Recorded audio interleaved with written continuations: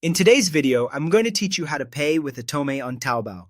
Before you begin, make sure you have your Atome card details ready. You'll need the card number, the name printed on the card, the expiration date, and the CVV security code.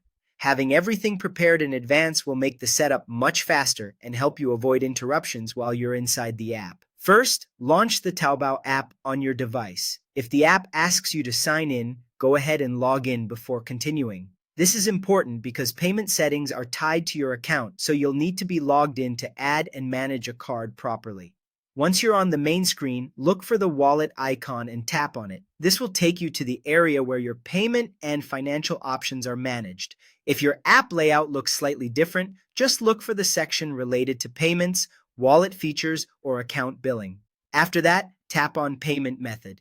This is the section where you can view existing payment options or add a new one. If this is your first time setting up a card, the list may be empty, and that's completely normal.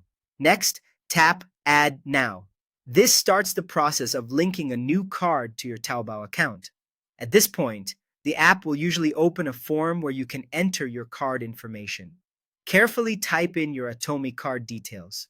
Enter the card number exactly as shown on the card, then add the name on the card, the expiration date, and the CVV. Take your time here and double-check everything before moving forward. Even a small typo can cause the card to be rejected, so accuracy really matters. Once all the information has been entered, tap Bind Now. This confirms the card and submits it to be linked to your account. In some cases, there may be a quick verification step depending on your region or the app's security process, so just follow any on-screen instructions if they appear. And that's it.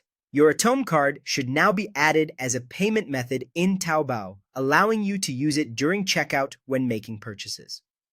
As a final tip, it's always a good idea to review the saved card details after setup to make sure everything was entered correctly.